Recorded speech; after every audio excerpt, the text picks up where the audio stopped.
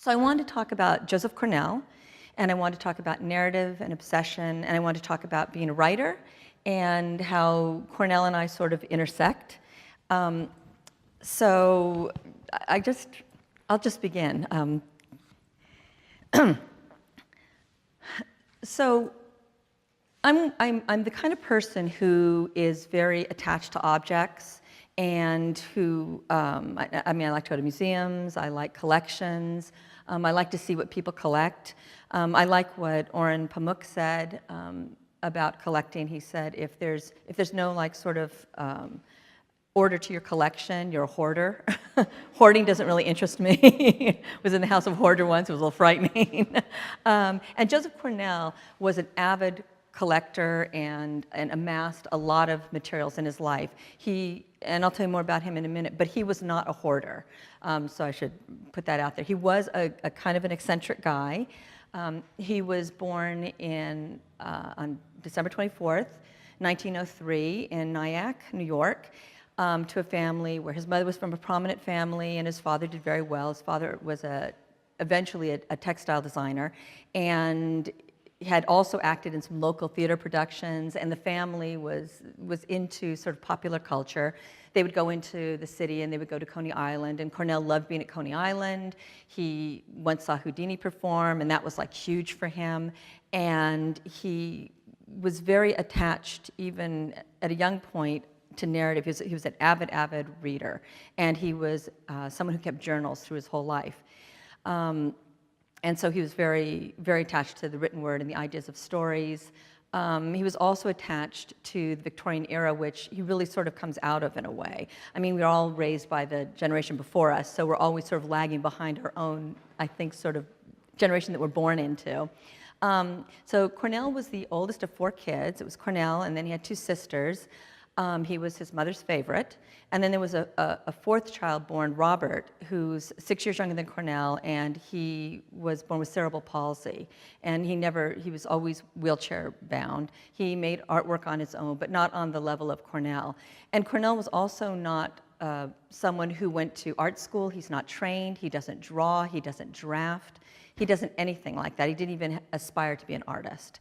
At one point, he sort of aspired to be a writer, as I said. He also wrote a couple of film scenarios. He was very into film. Again, this comes out of sort of the entertainments of his family and his youth. When Robert was born, Cornell was very, very attached to him. He loved him very much and was very protective of him and very available to him all the time. When Cornell's father was kind of sickly, and he had these sort of bouts and ultimately died when Cornell was 13. And this was pretty bad for the family financially. Up to that point, they had this beautiful, huge house in Nyack, and they had servants, and his mother liked to go shopping and go into Manhattan, and now the family really had debt and kind of nothing. They ended up moving to the Flushing area of Queens on a road called Utopia Parkway, which, oh my God, how perfect is that for this guy? And it's a very modest wood frame house that they lived in. Eventually his sisters got married, they moved away, and for Cornell's entire life, until his mother died when Cornell was in his 60s, he always lived with his mother, and his brother died shortly after that, and his brother. So his mother and his brother and Cornell all shared this kind of modest house together. And Cornell he never went to college. He went away to boarding school until he was 17, and that was only for about 3 years that he was sort of away from the family, but otherwise he was always with the family. He had these sort of modest jobs. One of them, he did end up actually being sort of a textile designer, but not really like his father, because he was really sort of looking at things designed by other people and then reproducing them, sort of, or tracing over them. So even then, he was sort of a found object kind of guy.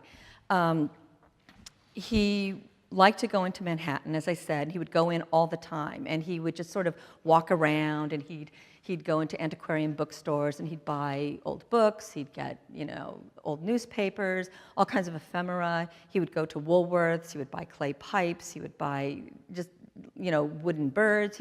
Whatever he could buy or find, or he was kind of a hunter and gatherer kind of guy.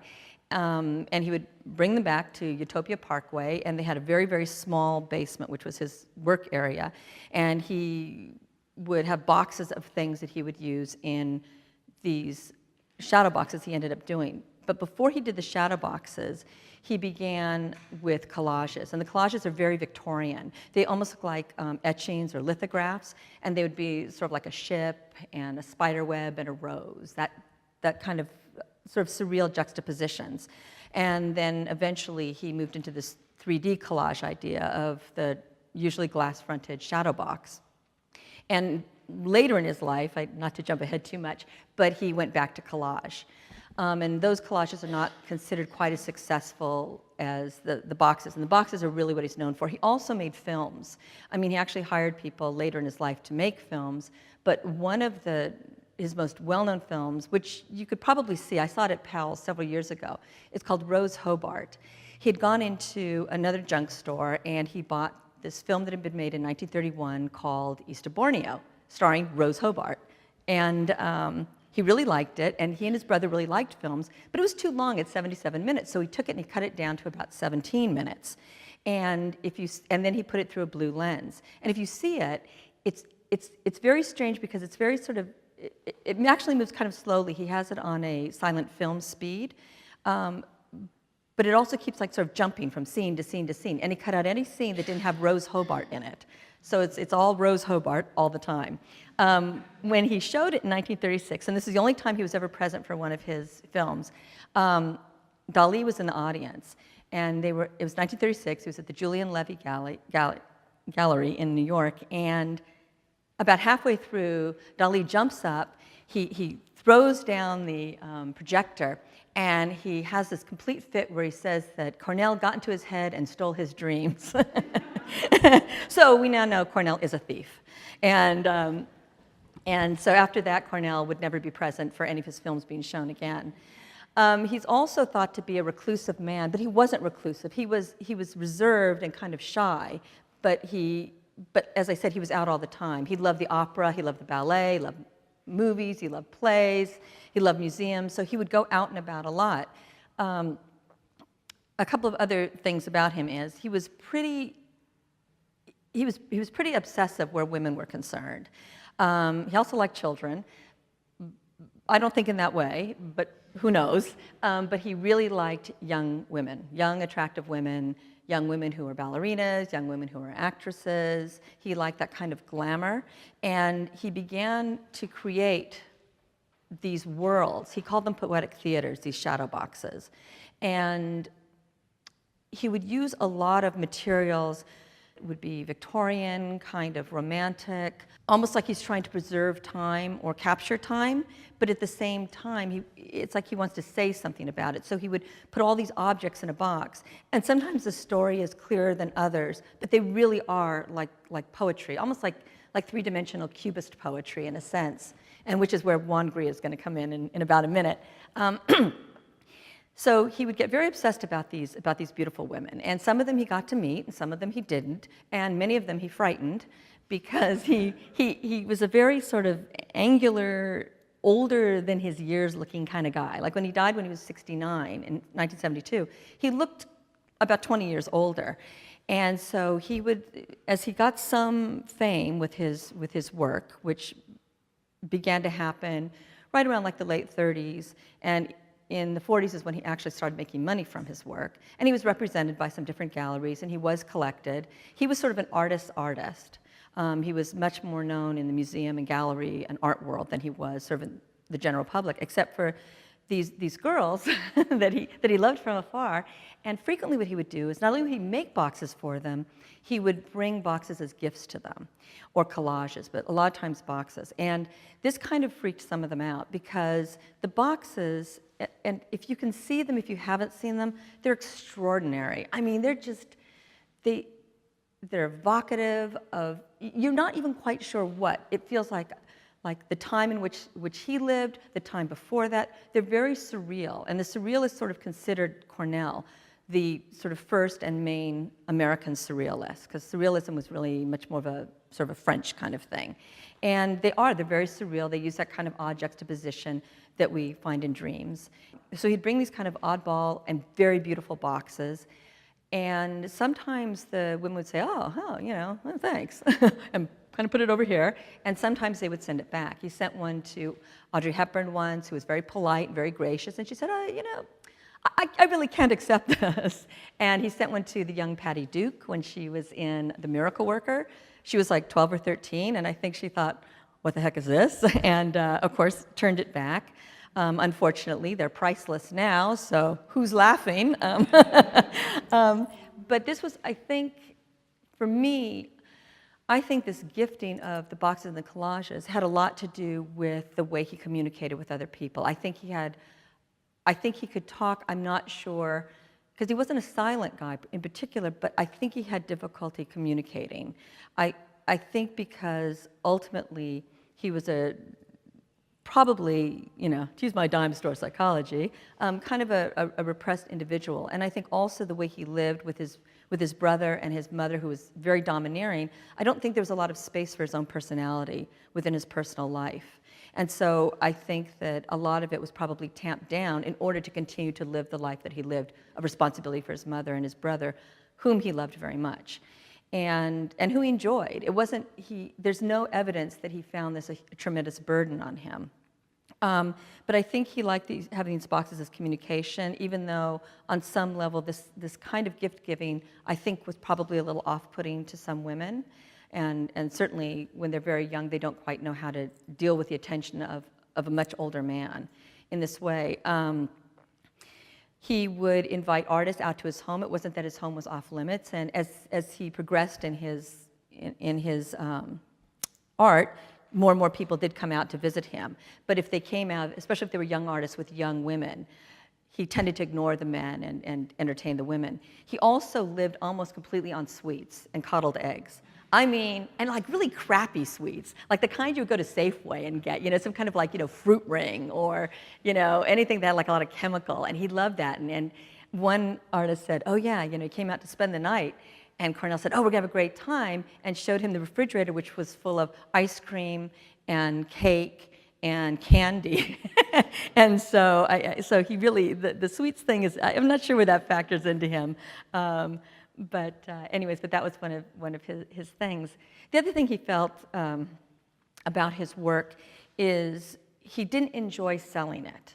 He had a really hard time parting with it. So he would do these variants. He would do series of things, and he had a lot of different series. He had a soap bubble series, a Medici slot machine series, which kind of harks back to the arcades of his youth. He had observatory, habitats. The aviaries are really popular. They're full of birds, and it's generally thought that the birds represented these young women that he wanted, and which is even creepier because you think the birds are encased in these glass boxes. And I should say, as much as I adore Cornell, and I love him, he does disturb. On some level, even without knowing about him, and I think that's what brings us back to the boxes all the time, is they're not straightforward, simple. Even when you know that the series is going to be movie stars, he used Hedy Lamarr or Greta Garbo, Lauren Bacall. They would show up over and over in his work, and of course the ballerinas.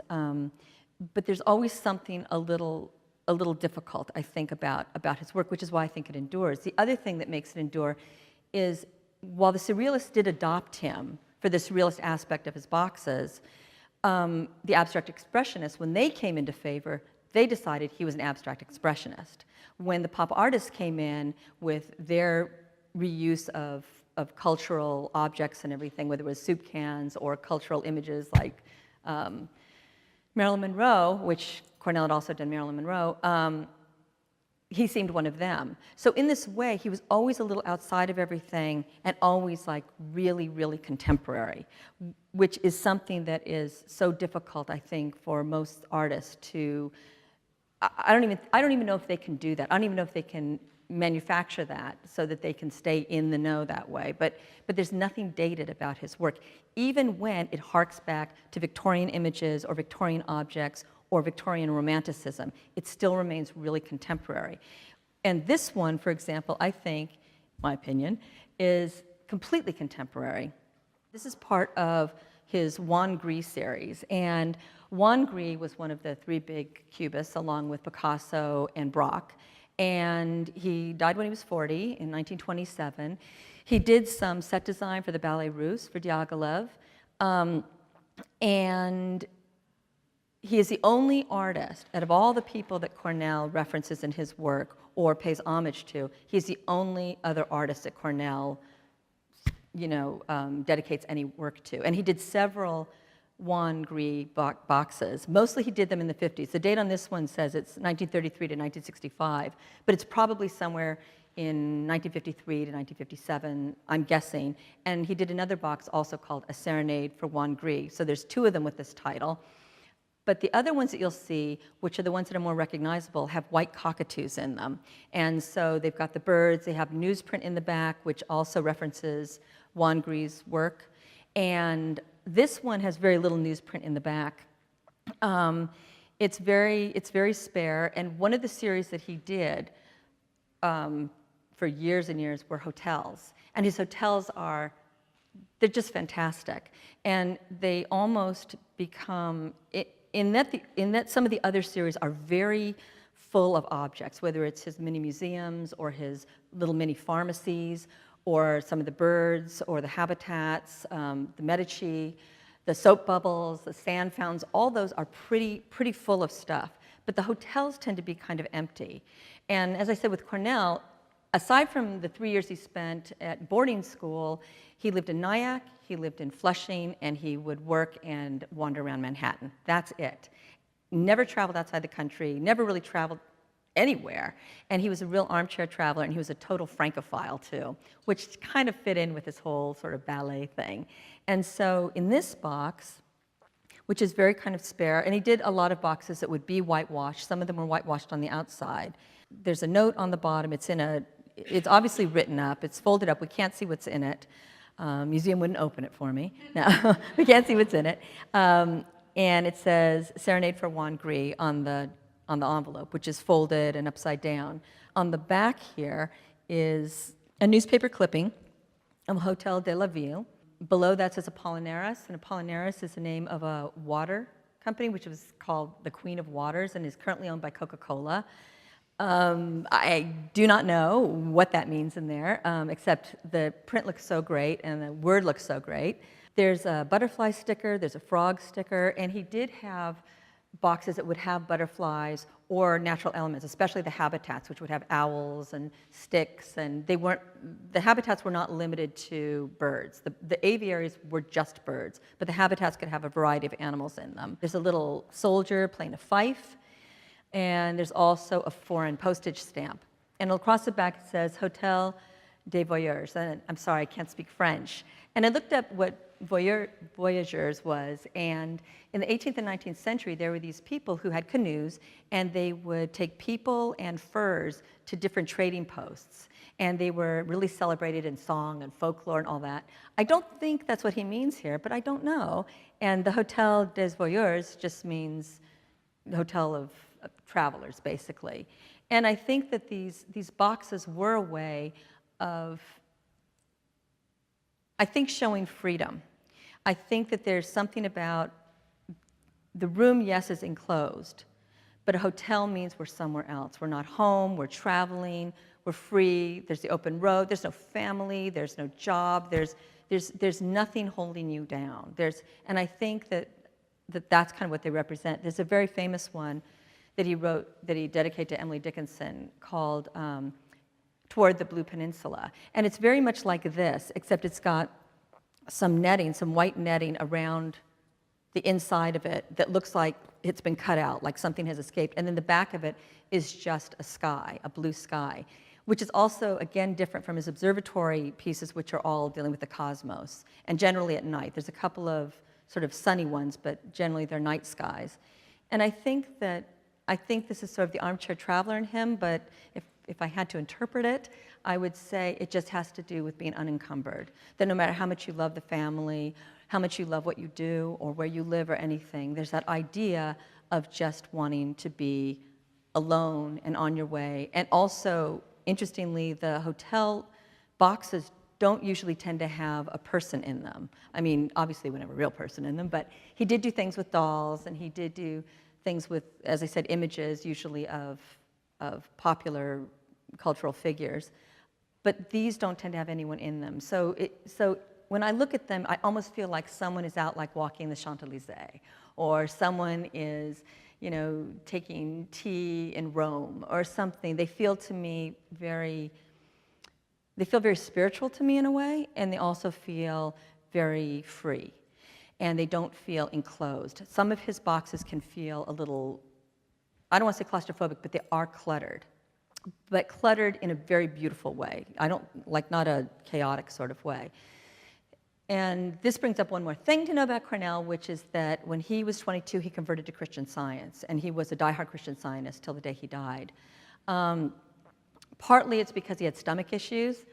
I don't know if this was related to all that crap he ate, but he had some stomach problems. So he went into Christian Science, and Christian Science is a religion that draws on Hinduism, and it draws on the 19th century transcendentalists. It's a metaphysical religion. People tend to think of it only as people who don't love their children and let them die, but that's really not what it's about. It's also one of the very few religions that was discovered and founded by a woman. So it's a very female religion. And when they talk about God, it's always Father, Mother God. It's not a man.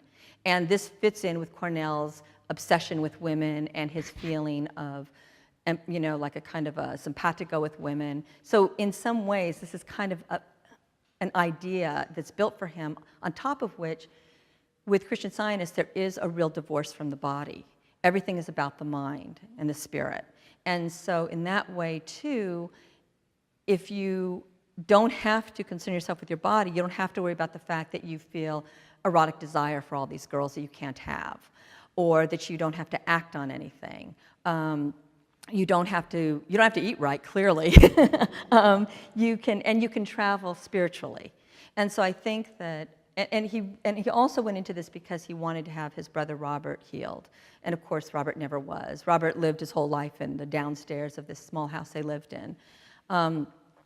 And so I think that there were a lot of reasons why he went into this. He's also a different kind of artist in that he's a wanderer. I mean, he wandered around Manhattan, he met a lot of people, he observed a lot of people, and collected a lot in the same way that a traveler would collect souvenirs. He collected souvenirs of his daily life, and then he arranged them in these boxes. The boxes to me too, and I say this as a writer, each series feels more and more to me like a book. And the variance of each grouping feels like chapters to me, that he's pushing forward some kind of idea or narrative he's got, something that obsesses him. And I think there is really clear obsession in this. And to circle back for a second, he didn't like to sell his boxes. This was a big thing to him. He liked people looking at them, and he liked them being admired. But he was really weird about selling them. And sometimes he only wanted to sell the second-tier stuff, which of course made his gallery reps really happy. And as a matter of fact, one collector had collected quite a few boxes, and one day it dawned on Cornell that he had collected something like a dozen boxes. And Cornell flipped out, went to the gallery, and said, "Don't sell him anymore." And what difference that makes, I do not know. He didn't want any more sold, and then he said, "And you know what? Don't sell any more boxes at all. That's it. No more selling." And he didn't want this guy to have them. This guy, of course, circumvented all that and went to other galleries and got his hands on some Cornells anyways. He also, I should say this, is my feeling about why he liked these boxes, as I said, when he was using them to woo these girls or to represent himself. I think he enjoyed having people come out to Utopia Parkway to see the boxes because he could stand next to them as they looked at these boxes. And I think this was a way of explaining who he was, what he cared about at the time, what interested him, what engaged him, and to see if it engaged you too. I think it was like a conversational shortcut in a sense, and for artists in general, I do think their art is communication, without a doubt. And I just think his communication style was a little more overt. And I think also the idea of putting a lot of objects in a box is not, and this is where we get into me, the writer, is not unlike writing a novel. In some ways, when you write fiction, you're giving the reader a whole lot of different things. And depending on how arcane you want to be, you're asking them to put it together and interpret it. I mean, the best novels should be open to more than one interpretation. if they're not, they're just a different kind of novel. I'm not saying they're a bad novel, but they're a different kind of novel. But I think the ones that strive for art, for example, I think they kind of are not that far from Cornell. I also think that when we read a novel, especially one that's a little less conventional, what the writer is doing is teaching you how to read his or her novel. So if it's all going to be in one paragraph chapters, that writer is telling you, this will be in one paragraph chapters. This is how I want you to read it. This is how I want you to look at it. I mean, you can change your mind later if you like it or not, but this is kind of what they're sort of going after with you. The reason I like Cornell, too, is that particularly why I like this. I like this because it doesn't give you quite enough, and yet it evokes a lot of feeling, at least for me. As I said, that feeling of expansiveness that's contained in a small space, but not really. And for me as a writer, I've always had my own obsessions, and they show up over and over. And people who know me well, you'll see the same personalities that show up. I've had like a Lee Miller obsession for almost my whole life. Lee Miller, who, by the way, photographed Cornell, and also he depicted her in a couple of his art pieces, so they did know each other. Another way that they connect for me is at the end of his life, Cornell basically said to his sister, he said, you know, I wish I'd been less reserved. And he said this right before he died. Lee Miller, who had the life that could not be less Cornell, it was so the opposite. Her life is like an extraordinary novel. So extraordinary that if I wrote it, you would say, oh, come on. No one did all those things. Oh, please. And at the end of her life, she said, I wish I'd been less of a coward. I wish I'd been more brave. And I don't know what else that could be besides rocketing yourself into the stratosphere. But I think that in some ways, I think that's the artist's lament.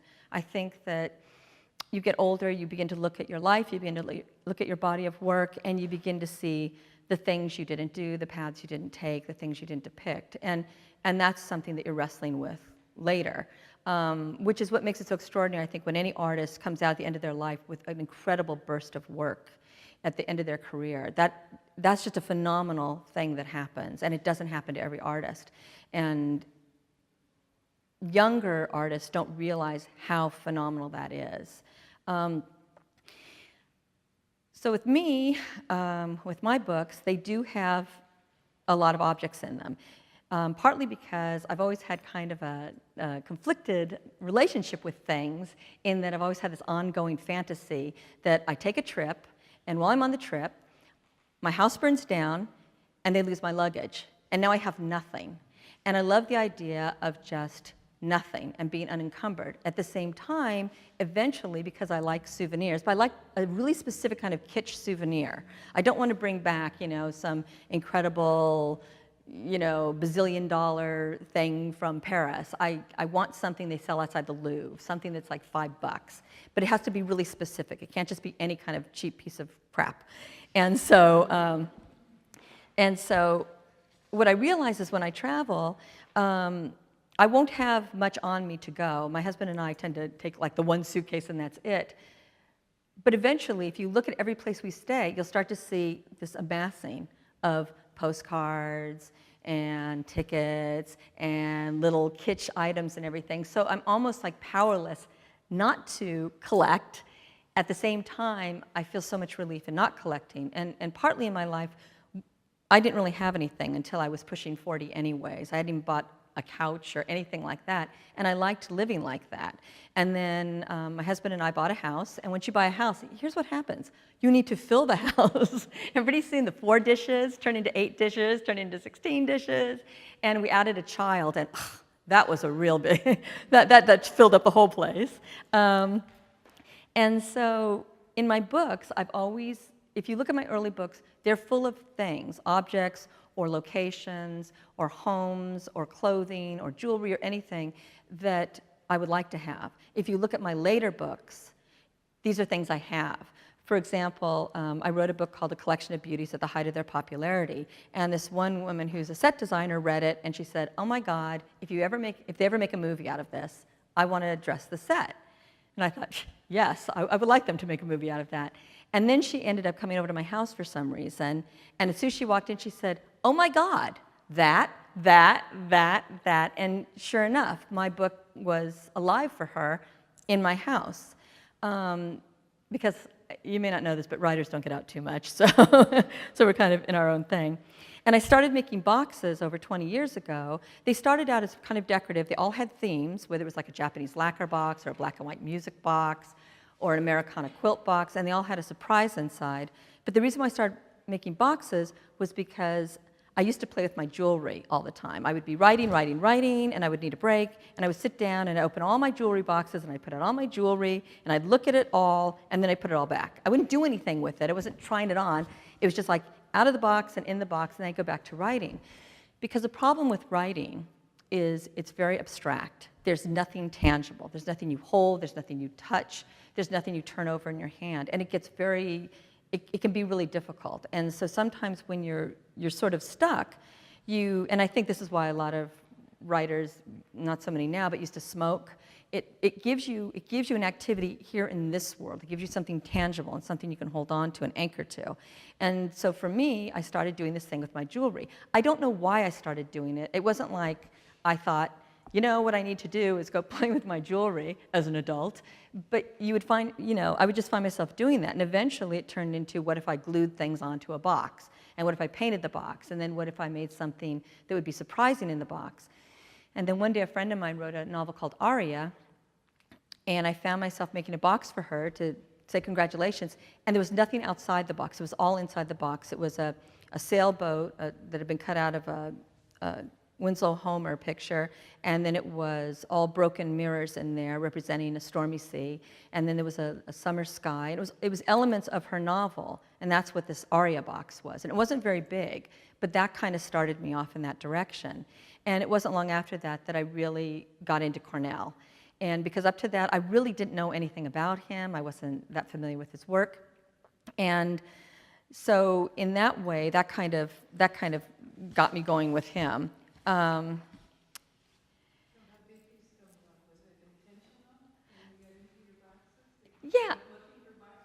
In a way, yeah. You know, I started looking at the boxes, and I thought, oh, and then I saw a Cornell somewhere, and I thought, oh, I think I've heard of this guy. And then I started, you know, looking more and seeing things like that. And then over the years, and I haven't made boxes in several years now, but I started doing this ongoing series called The Secular Saints. And the Secular Saints were sort of my heroes. And I wasn't doing it as an homage to Cornell, although it appears that way now, but at the time I wasn't.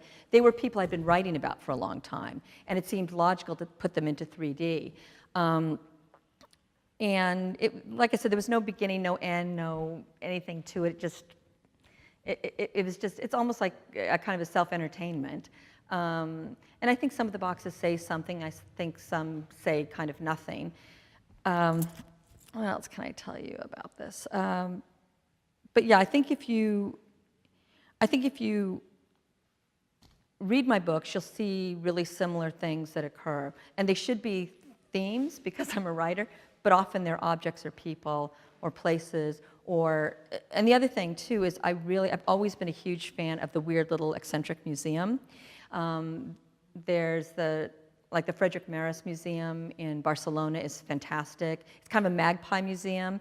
After the Civil War, all these wealthy people in Spain needed money, and so they sold their stuff to this guy, and he created a museum. It's about 4 stories. It has religious statues on the bottom, but there's whole rooms that are just flowers under bell jars, which is another thing Cornell used to do, is the flowers under bell jars, or images under bell jars. It has a room just keys and locks, a room that is just silver, a room that is ladies' stockings. It's just stuff. It's just the stuff of life. And it's all organized, but it's a great museum. I love the Maryhill Museum, the 3rd floor with the dolls up there. That's my favorite part of that museum. I just love the whole idea that France wanted to get the fashion industry going again, but it was so expensive to make full-size couture, they decided to make it for dolls. And I love the dioramas too of it, you know, and you know, here's Paris, and oh look, they're in a bombed building, and here they are on the boulevard, and they're these little, you know, wire armatures wearing couture. There's a place down my husband and I went to, oh my God, probably 30 years ago, called the Potter's Museum of Curiosities in southern England. If you're walking down a street, you'll see like a little sign. You don't even know it's there. It looks like it could be a tea shop, and you go in, And oh my God, it's got these dioramas. Like one diorama has 105 kittens in it, and they're all having a croquet party. And another diorama's got, like 105 puppies, and, they're all playing, they're all like, talking to each other, and they're wearing pearls, and it's really sick, and it's so great. And there's like a human hand in there, and there's stuffed birds that sing, and it's like really hardcore Victoriana weird, which, yeah. I did. I thought it was. I really loved it. I thought that, I admired the workmanship of it, and I really loved the huge, the huge piece in the back, the way he lit it, because I found myself struggling, thinking, wait, why isn't there light on this? Why are there shadows? And then I thought, oh, hold on, this is how he wants you to look at it. I found that interesting, and the films were okay, but I really loved. I don't know. I didn't follow all the stories, and I went to his lecture, and I found him really interesting and stuff. And yeah, I think it's pretty phenomenal, and I loved talking to him. Yeah. Yes. Hotel in classical French doesn't mean hotel the way it does Mm-hmm. in modern American. It means like a grande maison, so it's like a mansion. So to me, the box and Apollinaire, I think of him invoking Apollinaire, the French poet. So to me, the box is a statement that, look, in my little box, it has the column, which is also very phallic. And so to me, the box is saying, this is my mansion, and I rival the greats with this. So there's this kind of incredible aggression with it. So I can totally see why when he gave these to these women, it's this incredibly aggressive gesture saying, this is a coffin and they wish you were dead. Oh my God. And this is a great thing about art, everyone. Open to interpretation. Well, and isn't a Hotel de Ville often the city hall? But I know in this case he's got this kind of picture in there. Yeah. But no, I did. Back to John Frame. I love the John Frame. I saw it twice actually. I thought it was really pretty extraordinary. I'm not. Let's see. Let me see if I had anything else I absolutely need to tell you. I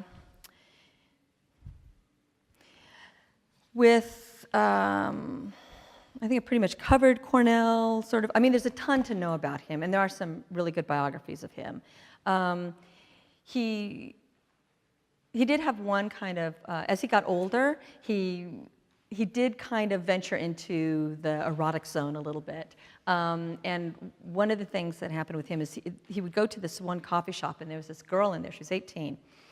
And she already had a kid, and she had like some bad relationships, and she hung out with a bad crowd. I think she was a little involved in drugs, and she was kind of small, little chunky, and so she wasn't like a great beauty or anything. But he became obsessed with her because obsession is the Cornell thing. And he would go in there all the time and see her, and pretty soon she realized that he was probably somebody. And by this time he had money. He lived very frugally, and anyways, they became friends, and he would sort of help her out a little bit.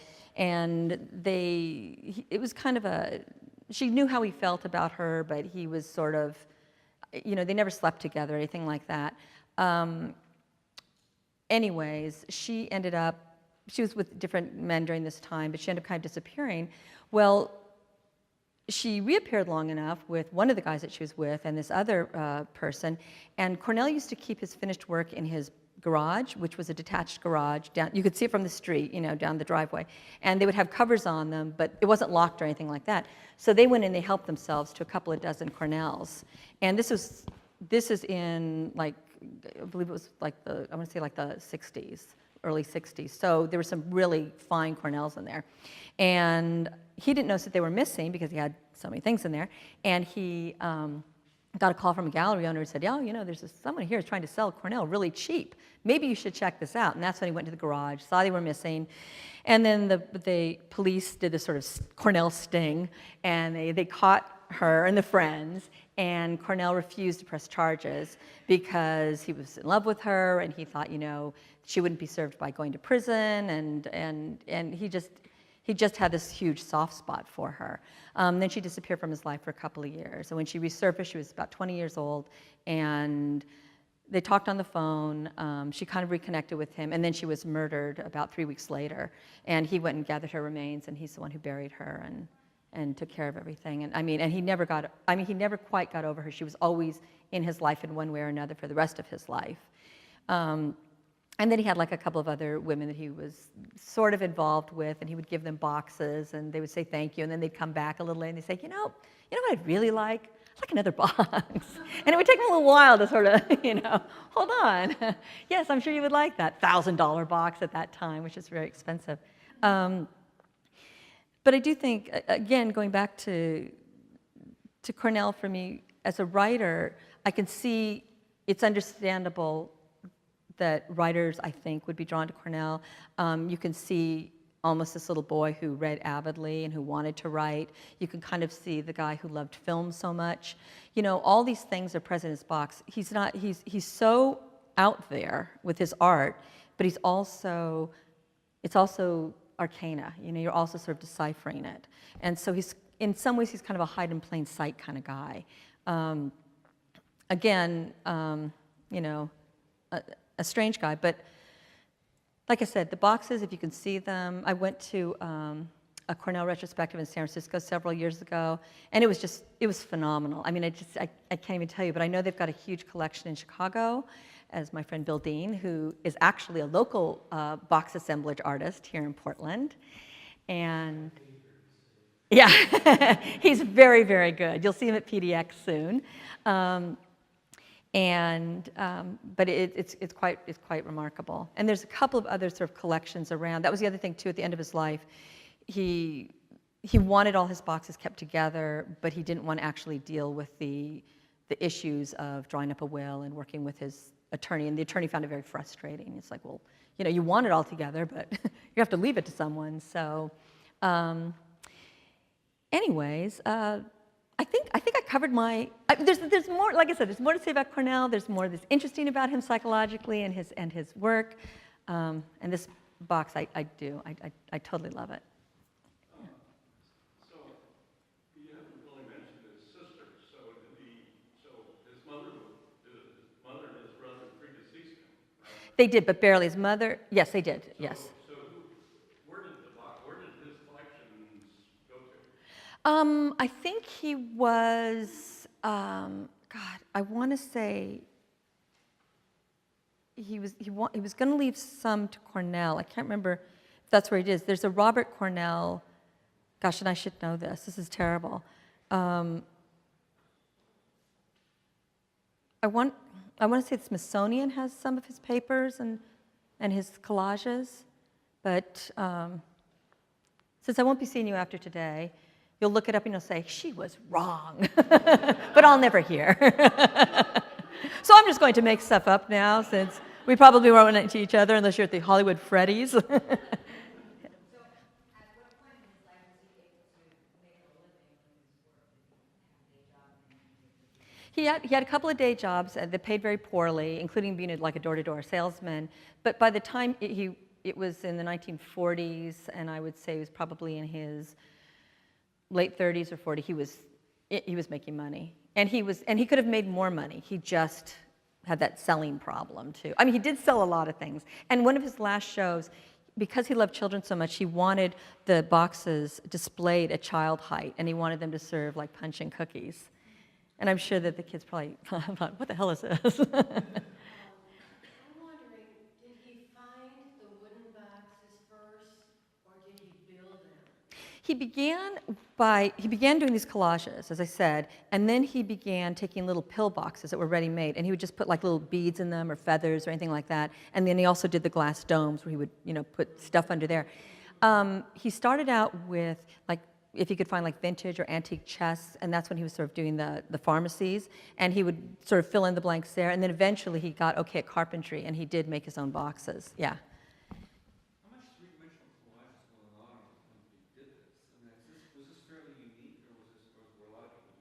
Well, they say that Duchamp, I mean, and if you're in the museum, you probably know about Box and a Valise, which is the Duchamp. And Duchamp did that. He also did a couple of other boxes. And so what they say about Cornell is he didn't really invent the idea of the box as art, but he elevated it to a level that it had never been at before. So in that way, he's most strongly associated with that. And I should say, too, with the Boxes of Valise, Duchamp worked on those for 6 years, and initially he made 20. It took him 6 years. He finished the last ones in 1939. They have 69 either photographs of his artwork or little replicas of his artwork, and he's 52 in 1939. And the original 20 were wooden boxes that were in leather suitcases, box and a valise. And he met Joseph Cornell in 1933. They met, I think, at Levy's Gallery, and then they weren't in touch again, and then they became touch again in 1942, and after that, there were some like 300 of these box and valises made over the years, but Cornell worked on a lot of them with Duchamp, but it seems to be that no one's willing to say that Cornell took this from Duchamp, or Duchamp was overly influential with him. But as I said, Rose Hobart's considered kind of a ready-made in its way, and a found object. And certainly the idea of ready-mades, I think, was influenced by Duchamp. And they did have a really strong friendship for many years and worked together. But no, I can't really think of anyone else during that time. Yeah. I don't think it was common at all. Yeah. No, I don't think it was common at all. It was pretty different to do a three-dimensional collage. How have you resisted writing a biographical novel about this guy? I mean, there's so many aspects to it. Oh my God, I know, and he's so weird. He's got like even more weird stuff. I know. Yeah, no, well, I mean, there's really good biographies. The book that I just published, it's called 8 Girls Taking Pictures, and that book it's about 8 female photographers, and it covers the 20th century. It goes from, west to east to Europe to South America, and 6 of the photographers in there are based on and inspired by real-life photographers, although I consider it portraits. I don't consider it biography, because I took a lot of license, I edited down, and there were things I wanted from each of these lives, and a couple of these lives are extraordinary. They need their own story. And then the last 2 photographers are pure inventions, but the work they do is inspired by known work, even though it's not exact. And so it's kind of a mishmash of fact and fiction. But these photographers are photographers whose work I've loved, and then loved the photographers since I was a young woman. And so, again, I get the whole obsession thing where you just think year after year after year, it turns over until it catches. And I think as long as your obsessions are, healthy or private, or I think you're kind of okay. But yeah, and I haven't written about him. Did you have a question? I'm not familiar with this artist, so the last name is Cornell? Yes, just like the university, yeah. And you can see his work online everywhere, but when you can see it in person, and we are so lucky to have even this one Cornell here, you really respond to it in a way that, well, and most artwork is not good reproduced, I know it's always kind of it's always kind of hard to really get a sense of how it's going to hit you. But and if you ever get an opportunity to go to any of the cities where they have Cornells, just if you can, check them out. You may not love them, and you will say to yourself, these are great, and Whitney really likes these. I think these are a little weird, but it's the weird that brings you back every time. It's not always the great that brings you back. It's that little bit of strange in there. I don't know if you can comment on this, but did he use good quality glues and so on? I mean, are these things resilient over a long period of time? That's a good question, and I don't know. I think they're fairly well made, but I really don't know. I mean, I haven't read a lot about them coming apart or having trouble. And I think he was very, very precise, and he was very thorough. So I can't imagine that he wouldn't try and do the best he could with what he had at the time. Yeah.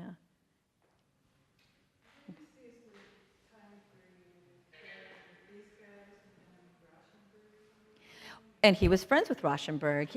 Yeah, Rauschenberg, and this is another thing where Rauschenberg used to go out to Utopia Parkway with his, I believe he was married or had a girlfriend at the time, and they think that one of the things why Rauschenberg liked Cornell's work was because Cornell was already using, candy wrappers or boxes, detritus, and throwing it, in these boxes before Rauschenberg was. But yeah, I think Rauschenberg and Warhol, I think they did feel that he was kind of a pop artist in some ways. Yeah, in many ways.